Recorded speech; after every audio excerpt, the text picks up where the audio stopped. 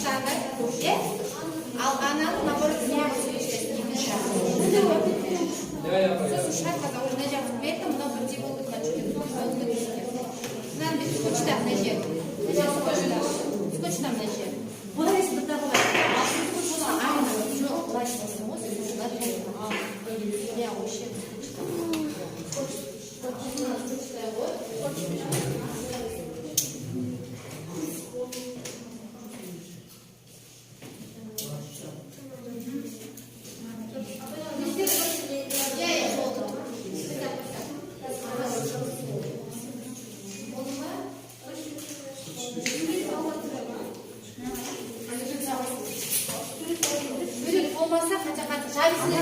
телефон беріп, сол жарығымен істей аласыздар.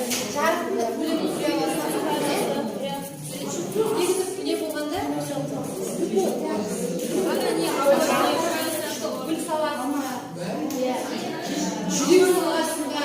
Қане салың беріп, сол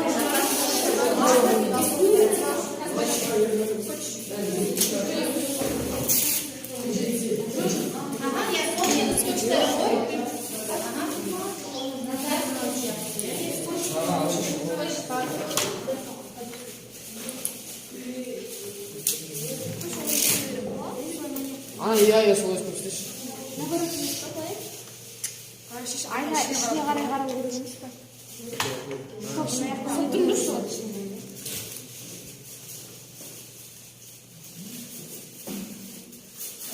Жасыка, қапозын Бірақ көзінен алмайды.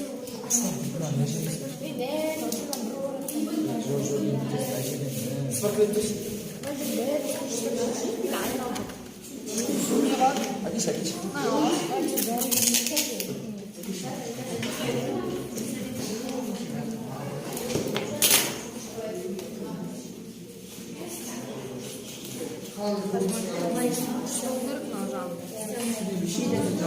неге? Айнаны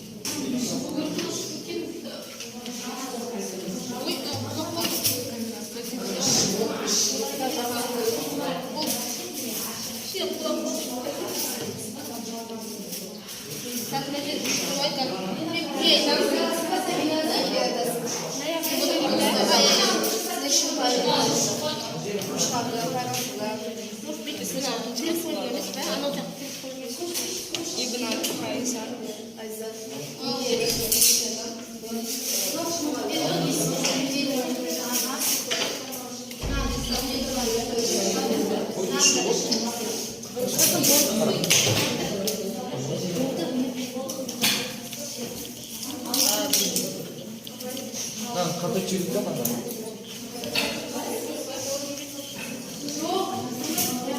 Falan.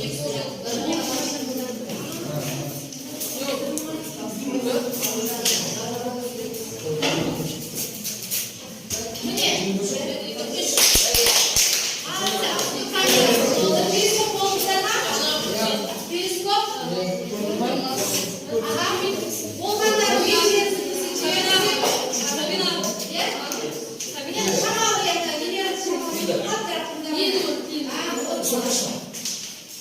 енді балалар. Балалар сұраңыздар.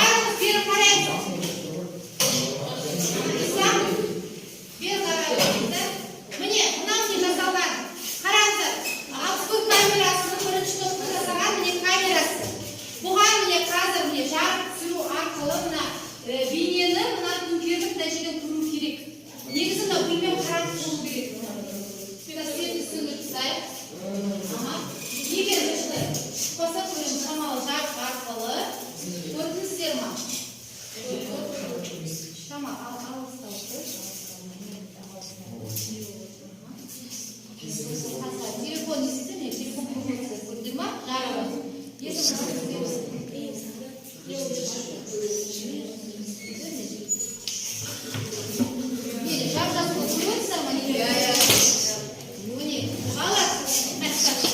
Міне, кім көргісі келеді? Енді біздің суретіміз анық емес, бірақ міне бояған жасыл жапырағы ажарында көрініп тұр, шамалы болса да. Көрем дейтін оқушыларыңыз болса, көрулеріңізге болады бір-бірлеп келіп жасағандарыңыздың, иә? Шамалы алшақтау ғой енді, аға. Ар жағынан көріп тұрсың ба? Бөлім? Шамалы сыржарында.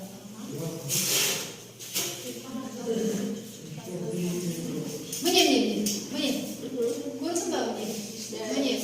Яғында ол үстіктір, күнкерліктір. Керісінше біз былай салдық, ол бізден үстіктір, күнкерліктір. Енді обскур камерасы жайлы айтып қойыңыздар. Шынай обскур камерасы деген екен. Обскур камерасы деген сөз, алдымыздан алдап айтты, қарады бөлмедеген мағынаны береді. Жалпы обскур камерасы объектілердің оптикалық кескіндерін көру үшін қолданылатын қарапайым құрылғы болса. Және де бір обскур камерасында осы бір қабырғасында тесігі бар.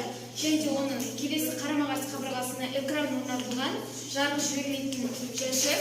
Бұл диаметрі 0,5 мм болады. Обскур камерасы жалпы негізі бастап 5-6 ғасырларда кеңінен таралып, кеңінен қолданыла бастады.